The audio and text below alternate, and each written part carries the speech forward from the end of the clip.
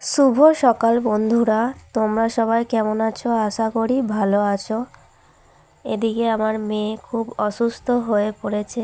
আজ প্রায় 3 দিন থেকে আমার মেয়ের খুবই জ্বর।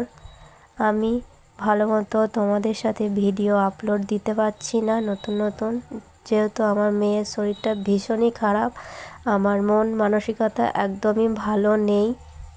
শুধু আমার মেয়েই অসুস্থ না, আমরা 3জনাই এখন অসুস্থ হয়ে পড়েছি। 3জনারই জ্বর।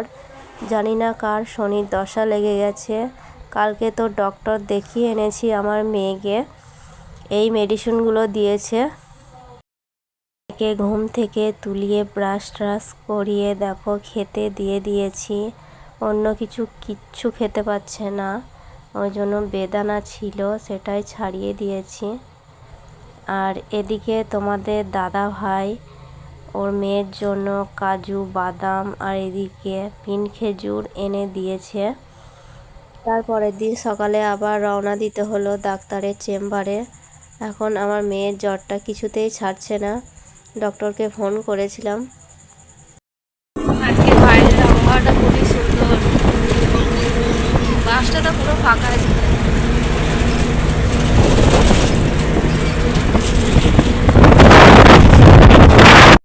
বাস স্ট্যান্ড পৌঁছে গেছি, এবার বাস থেকে নামবো।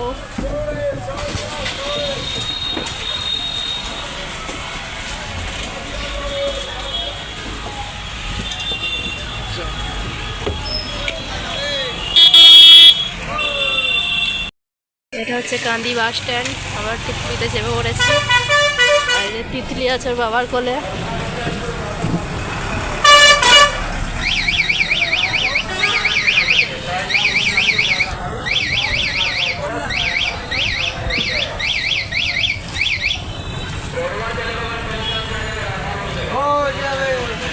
যাই হোক, আমরা ডক্টরের চেম্বারে পৌঁছে গেছি।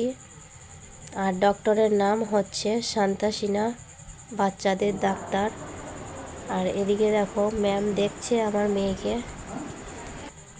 ম্যাম এই যে রিপোর্ট করতে দিয়েছে, এখন যাচ্ছি রিপোর্ট করতে।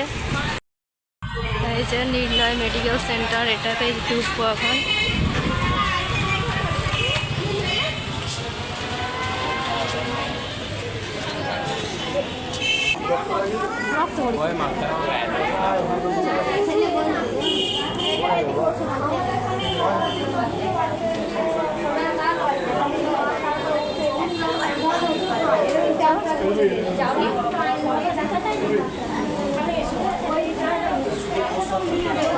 কি হলো তোমার?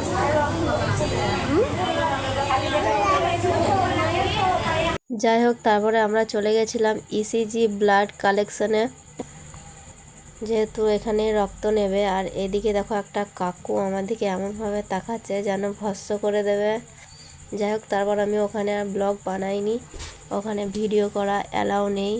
তারপর আমরা রক্ত দিয়ে বাইরে বেরিয়ে এসে খাওয়া দাওয়া করলাম।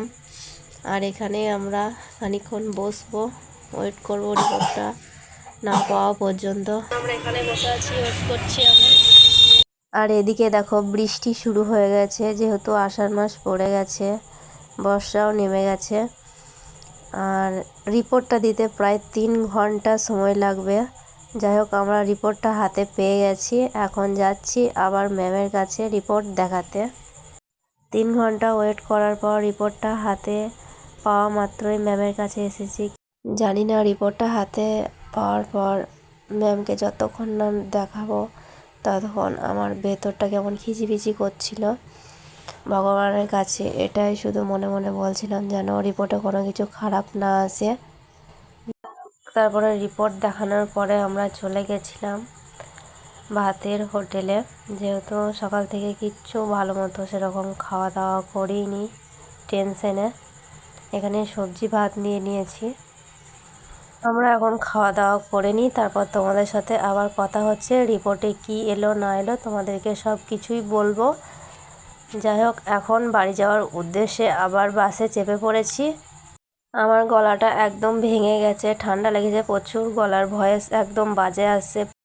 এই নিয়ে তোমরা কেউ প্লিজ বাজে কমেন্ট করো না। আমার ব্লগটি আজকে আমি এখানে শেষ করলাম। যদি তোমাদের আমার ব্লগ ভালো লাগে আমার চ্যানেলটি সাবস্ক্রাইব করে দিও এবং পাশে থাকা বেল আইকনটি প্রেস করে দিও, যাতে সাথে সাথে নোটিফিকেশন তোমাদের কাছে পৌঁছে যায়। ধন্যবাদ।